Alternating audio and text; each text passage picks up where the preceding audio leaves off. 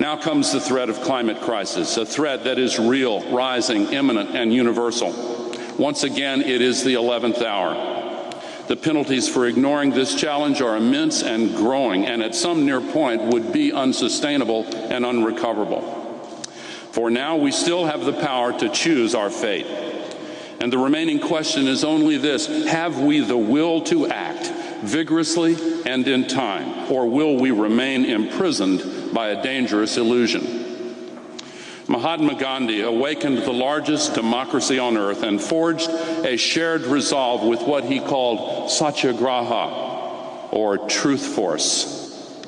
In every land, the truth, once known, has the power to set us free. Truth also has the power to unite us and bridge the distance between me and we, creating the basis for common effort and shared responsibility. There is an African proverb that says, if you want to go quickly, go alone. If you want to go far, go together. We need to go far, quickly. We must abandon the conceit that individual, isolated, private actions are the answer. They can and do help, but they will not take us far enough without collective action. At the same time, we must ensure that in mobilizing globally, we do not invite the establishment of ideological conformity and a new lockstep-ism. That means adopting principles, values, laws, and treaties that release creativity and initiative at every level of society in multifold responses originating concurrently and spontaneously. This new consciousness requires expanding the possibilities inherent in all humanity. The innovators who will devise a new way to harness the sun's energy for pennies or invent an engine that's carbon negative may live in Lagos or Mumbai or Montevideo. We must ensure that entrepreneurs and inventors everywhere on the globe have the chance to change the world. When we unite for a moral purpose that is manifestly good and true, the spiritual energy unleashed can transform us.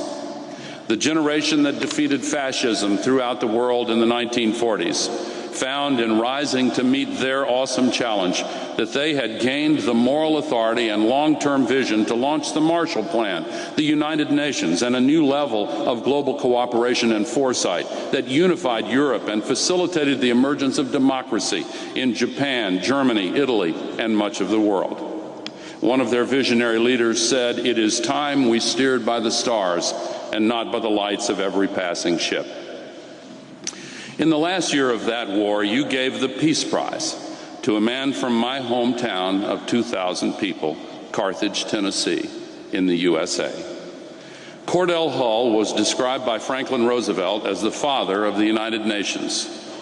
He was an inspiration and hero to my own father, who followed Hull in the Congress and the U.S. Senate and in his commitment to world peace and global cooperation. My parents spoke often of Hull, always in tones of reverence and admiration. 8 weeks ago, when you announced this prize, the deepest emotion I felt was when I saw the headline in my hometown paper that simply noted I had won the same prize that Cordell Hull had won. In that moment, I knew what my father and mother would have felt were they alive. Just as Hull's generation found moral authority in rising to solve the world crisis caused by fascism, so can we find our greatest opportunity in rising to solve the climate crisis. In the kanji characters used in both Chinese and Japanese, crisis is written with two symbols, the first meaning danger, the second opportunity. By facing and removing the danger of the climate crisis, we have the opportunity to gain the moral authority and vision to vastly increase our own capacity to solve other crises that have been too long ignored. We must understand the connections between the climate crisis and the afflictions of poverty, hunger, HIV, AIDS, and other pandemics. As these problems are linked, so too must be their solutions. We must begin by making the common rescue of the global environment the central organizing principle of the world community. 15 years ago, I made that case at the Earth Summit in Rio de Janeiro. 10 years ago, I presented it in Kyoto. This week, I will urge the delegates in Bali to adopt a bold mandate for a treaty that establishes a universal global cap on emissions and uses the market in emissions trading to efficiently allocate resources to the most effective opportunities for speedy reductions. This treaty should be ratified and brought into effect everywhere in the world by the beginning of 2010, 2 years sooner than presently contemplated. The pace of our response must be accelerated to match the accelerating pace of the crisis itself. Heads of state should meet early next year to review what was accomplished in Bali and take personal responsibility for addressing this crisis. It is not unreasonable to ask, given the gravity of our circumstances, that these heads of state meet every 3 months until this treaty is completed. We also need a moratorium on the construction of any new generating facility that burns coal without the capacity to safely trap and store carbon dioxide.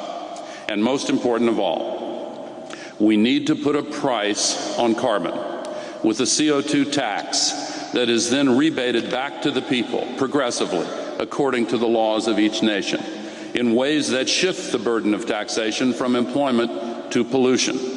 This is by far the most effective and simplest way to accelerate solutions to this crisis. The world now needs an alliance, especially of those nations that weigh heaviest in the scales where Earth is in the balance. I salute Europe and Japan for the steps they've taken in recent years to meet the challenge, and the new government in Australia, which has made solving the climate crisis its first priority.